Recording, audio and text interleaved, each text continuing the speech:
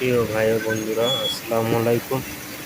আজকে আপনাদের সামনে যে কাপড়টা দেখাইতেছি এটা হলো এখন গেঞ্জির কলার এবং কাপ। খুব সুন্দর একটা কালার, রেড কালার রেড ফেব্রিক্সের সাথে ম্যাচিং হবে।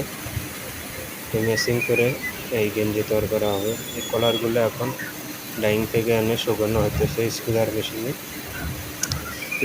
মেশিনের স্কুইজার মেশিনে শুকানোর পরে এই কাপড়গুলো আবার স্ট্যান্ডার্ড করা হবে।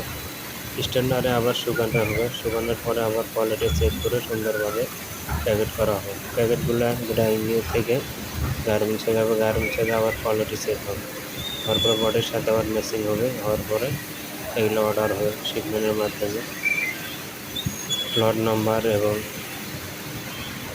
এলডি দেখে অর্ডার হওয়ার পরে গেঞ্জি তৈরি করা হবে। গেঞ্জি তৈরি করে প্যাকিং করার পরে শিপমেন্ট যাবে বিভিন্ন জায়গায়।